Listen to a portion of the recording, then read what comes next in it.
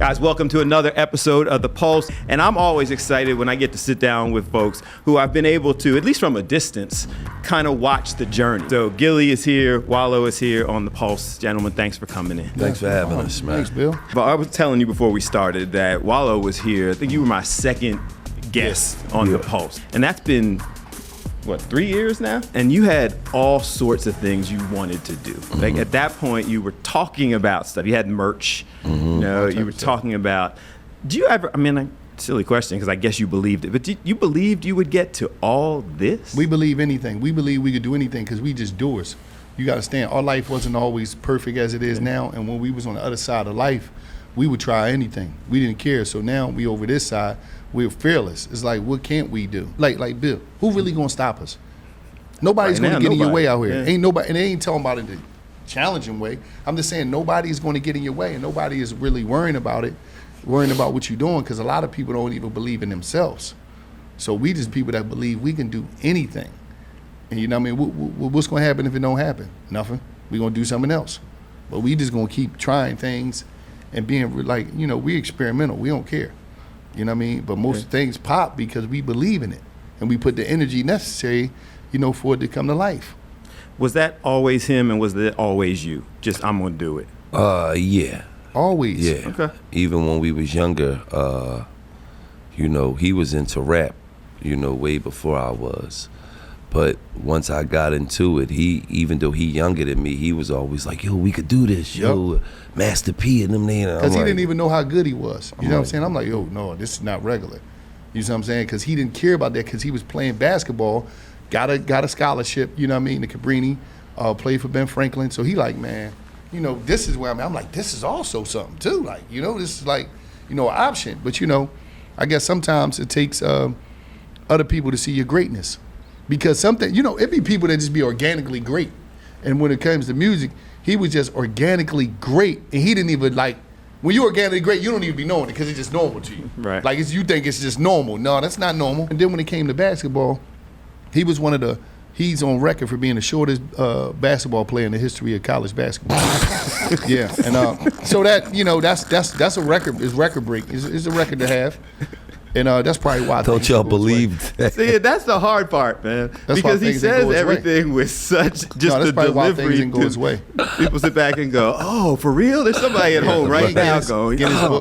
They're gonna be sitting there." And that was you for a second, and you're like, right. did it register like, nah, Gillie ain't that short. He ain't that short. Like I've lived through Muggsy Bogues, right? And people like that. Muggsy taller than him, right? He's taller. It was always this kind of close relationship. Like y'all say stuff to each other where people on the outside are going, like, either that would be a problem with me and my family, or they must be so cool that y'all can just go ahead and have fun with it. We don't like the problem with most people out here, Bill, they just not comfortable with themselves. I don't. And it's my little cousin. I used to wash him up in a tub. You know what I mean? So I read your book. Yes. I'm reading the book. I'm going through the process, knowing you a little bit. I'm like, all right, this is the part where he gets it and stops getting into trouble. Yeah. And then it wasn't. Then he got caught with a cell phone. Yeah. But that's how I learned all this. Yeah? Yeah, you know, when I got the cell phone, I was in graded for it, and my life changed because it showed me that the world was big and it was waiting for all of us. And it also showed me that most people was in the free world playing games. It was more people incarcerated mentally in the free world than it was physically incarcerated, because people just afraid. They was afraid to fly. Ain't nobody want to do nothing. You got all. I'm like, hold up. You mean to tell me you got this technology and you ain't doing no what? Like even with Gil was out here, but he was one of the first dudes that was attacking everything, MySpace, everything that was coming out. He kept attacking YouTube. He was like getting on stuff like first to really trying to like explore the possibilities of where you could go with using these platforms. So when I seen it, I'm like, hold up, you could do this, why more people not doing it? I didn't understand it. Yeah. I'm like, hold up, people really playing with this? Because for us to grow up with, you know, cheese line phones where there's only one line on the phone and we got to wait till somebody get off to get on, hoping your mom and a girlfriend finish talking so you call your little lady friend that you got. Like we lived in a real live situation where as though we couldn't just look on a device and you know how we grew up, Bill. The only way you could find something if you went to a library, you had to find it in a book. And first you got to find the book. Coming up next, they've reached so much success, but they remain motivated to just keep going. Is it everything was cracked up to be? So when you're a responsible man, you don't see no chill moment because we live for our family. In reading the book, you first got in trouble or got locked up at 17? Yeah, no, 17 is when I got the long time. I first got locked up June 30th, 1990. I was 11. At 11? I was 11, yeah. The hardest thing is this. When you grow up in our environment that we grew up in, you know, everybody, you want to be down. You're trying to figure yourself out. You got identity crisis. You're impressionable. And you're just trying to find things out and figure your life out. Even you're young, but it's a lot of pressure when you're living in the inner cities because you see all this stuff going on. You got some people telling you to do good, but it's like the bad is outweighing the good. The bad encouragement is outweighing the good. And, you know, I just ain't know who I was. You know what I mean? Yeah. And got caught up. You get caught up.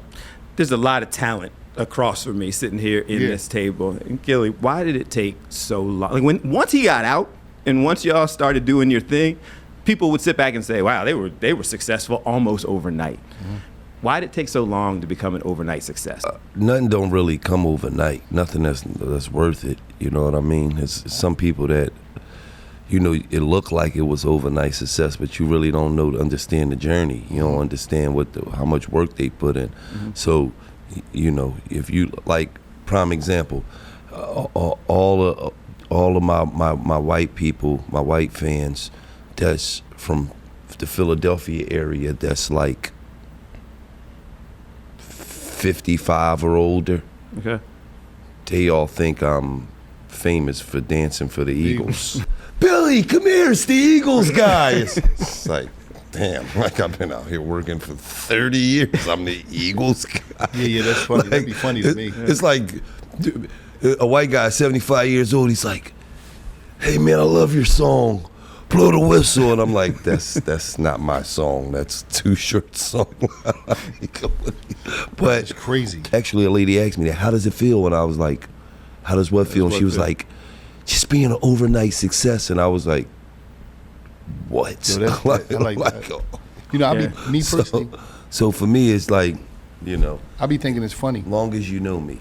I be thinking as long as you're aware of what I got going on, that's all that matters. I be thinking it's funny because it's like, you know, people that know, like Gil been in the music industry for years, but independently he made millions of dollars. Like putting his own DVDs out, putting his own music out, mixtapes after mixtapes. I'm talking about features, doing shows. Over the years, selling, I'm talking about, like, and I don't think people understand that. Like, and it's crazy that you get like sometimes he forget all that you done. You know what I'm saying? Because you done so much. I saw the post the first time you guys signed the big podcast contract. That was the second time. You just didn't see you the didn't first post time. The first one? Nah. Okay, so I saw the one where it was millions of dollars that was very public and out there. You talked about the growth and the success. Now that you have it, is it everything was cracked up to be? You know, no, it just makes us go harder to do more. Okay. Because like you can tell, we very creative people. Like we got our minds is always running, and we real responsible dudes. Like we real big on taking care of our family. So when you're a responsible man, you don't see no chill moment because we live for our family, and that's our main number one thing. How do we continue to turn it up to put security on our family? That's it. When you grow up in the ghetto, your whole life is based off survival.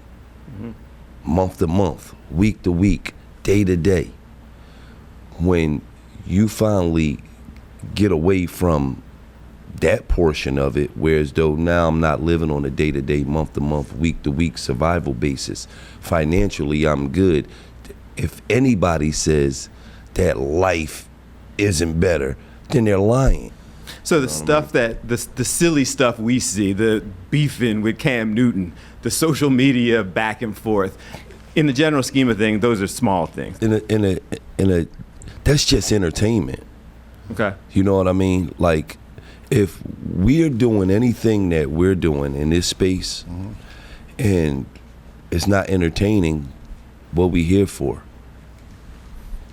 Okay, I mean, this is called the entertainment business. If you're not entertaining, then that means you're a dry entertainer. I don't know too many people that's like, I can't wait to get up and watch this dry entertainer. Like, oh my God, I love him. He's so damn dry. Like, he's so bland, and I just love it. So if you're not here to entertain, then what are we talking about? Then you should probably go and say, let me try something different. So it's just fun. It's just fun, and it's just and we don't out. care when you master the art of not giving a That's when you truly win. That's when your wings. You got to understand, I'm viral right now for dancing in a Ludacris video back in 1999 that I never danced in. Like, that wasn't me. He posted it. He posted it making fun because the guy looked like me, and that was everywhere. And everybody's posting up Gillie twerking in Ludacris video. Now, if I wasn't secure with myself, I would care. I don't give a what you think because I know that wasn't me twerking in Ludacris video. And every time they talk about it, that's more engagement and bigger checks. Right. But you got to understand, like, he posted it and Young Thug hit me. Dead serious. Like, is this you, OG? And I'm like, nah. Like, twerking in Ludacris video. No, that wouldn't be me, Neff. That would not be me. So, but if you care, the problem is so many people care. Yeah. And we don't. Coming up next, they share stories of jail and street life to try to guide the next generation. The youngins respect it coming from us because we don't talk at them, we talk to them. We respect them as young men. Okay, weed brand. That's major. Yes. His own. You see, You got your own Yes. brand of weed. I have 9 strands. Yes, I have Gillie Wonka. I have Zoot Loops. I have Buddy Ryan. I have Slap Your Mama. I have Mule Kick. And I have Perp 30 in Pennsylvania dispensaries. And then in New Jersey dispensaries, I have Joint Custody. I'm sorry. They back there laughing. We're on camera laughing. We're on camera laughing. Right. It's real. I got Joint Custody. I got Sticky Bobby. If you're not first, you're last. How? And I got Big Potato Kush.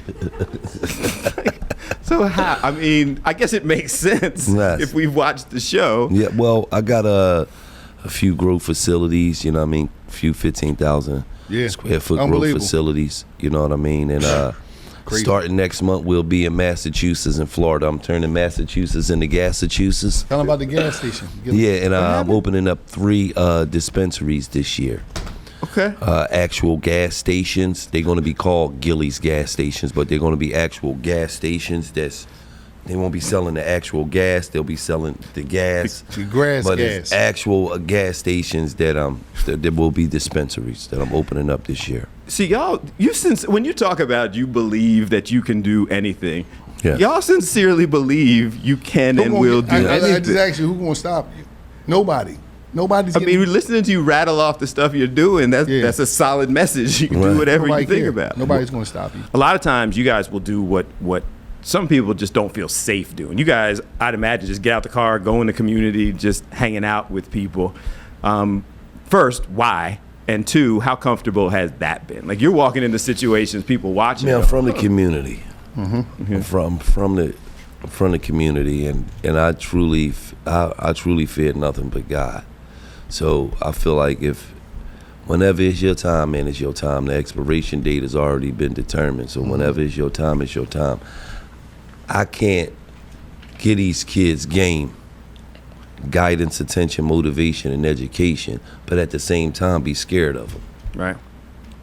So if I'm gonna give you some game and I expect you to take the game that I'm giving to you and apply it in your life, but I'm scared to come around y'all kids, then it's kind of a mockery in itself. You know what I mean? You can't teach what you don't know. You can't lead where you don't go. I can sit here as somebody hosting this show, working in TV, and talk to young people, but not with the same authenticity that you guys can. Because I can say don't make those decisions, but but I haven't experienced the consequences or the turnaround of what happens. So you own the fact that you have that voice that needs to be shared with young people. Absolutely. I understand that, a lot of times when you're dealing with the youth, they only really respect it when they know you actually been in it. Mm-hmm. You know what I mean? Yeah. So it's like, nah, this guy that's talking to me, he actually was in my shoes before. You know what I mean? So if you in the streets, you smart enough to understand that don't nothing come out the streets but jail or death. He did 20 years. So it's like when he go to tell you something, it's like, I've been shot before. So when I go to tell you something, it's like, I can really respect it because I know that they actually been through the things that I'm probably going to go through or the things that I'm going through. Mm-hmm. So I can respect it a little bit more when it's coming from them. And then then the youngins respect it coming from us because we don't talk at them, we talk to them. We respect them as young men. We like, listen, now if you could do what you want to do, but we telling you that you go down that road, it might be a bumpy road for you. We ain't gonna tell you not to go down there. We just gonna tell you what's gonna happen if you do go down there. In the book, you shared that was a scary path, and you shared with them the vulnerable side of it also. Man, I was scared to death, man. I called Gil one time, man, telling him I was scared of it. One thing about us, we don't do no lying. We don't care. Like everybody else cared. Like what good is knowing that I was scared in jail to come out here and tell these kids something else? But I'm encouraging them, like, no, he's cool. No, I'm like, I remember somebody told me, like, Wallo, you like the only person that ever, I know that went to jail that said they was scared. Everybody, you notice that? Everybody else, I'm like, I don't know where y'all was at. We was at the same place. I know I was scared. what was going on here? Like, but I think it's, in our culture, it's cool to be tough. It's cool to act like you don't feel. It's cool to act like you ain't a human and stuff. So it's like, I ain't got time for that. I'm just telling my story as it is. I was scared to death. Yeah, people respect it. Yeah, they respect it because it's real. Coming up, these guys are always into something. So what's next for Gillie and Wallo? You've got the KO party coming up. Yes, December 19th, Gillie and Wallo KO party. You've got the KO party coming up. Yes, December 19th, Gillie and Wallo KO party. It's going down. Yes, right. The biggest, December 19th. GWKOparty.com. Go there, sign up if you want to fight in a big show. I'm telling you, this is the most entertaining boxing in the world. Right. Gillie and Wallo knockout party. So that's coming up. Yes.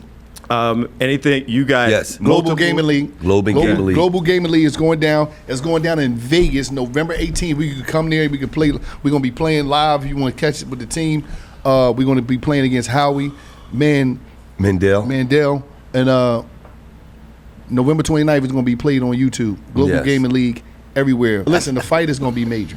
The fight is going to be explosive. Yes. Got some surprises. Yes. Some big surprises. Yes. You know what I mean? And we having it here in Philly, 2300 Arena. Yes. Man, I appreciate y'all spending time. Appreciate you, Bill. We met, and saw the story. You kind of sit back, even not knowing you that well, people sit back and go, good for them. Like, I like seeing the ongoing success and the growth and all the things that are taking place. It's nice to see people who are uniting and standing behind you, and the fact that you're so committed to young people, the community. That's what it's about, to man. Sit back and cheer for you guys. So nobody was committed to us.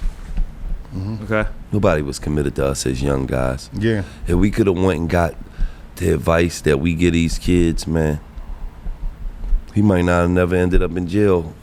You know what I mean? Under the covers, wrestling about his. Man, leave that somewhere else, man. I'm gonna leave that. We normally end with how to use your voice for good, but that has been pretty much. That's how the I use whole my interview. voice for good. That's what I figured. Guys, thanks so much for watching The Pulse today with Gillie and Wallo. I love getting a chance to sit down with them, all the things that they're doing, their connection to the community. I hope you enjoyed it as much as I did. So you can hear, and I would encourage you to do this, the entire unedited version of this interview, all places where podcasts are available. You can download the episodes just by getting the Fox Local app. Check us out on demand. We're right there. Hit me up on social media at Bill A. Fox 29. Thank you so much for watching. This was fun. And I leave you today as I always do, reminding you whenever you can, use your voice for good and have a good one.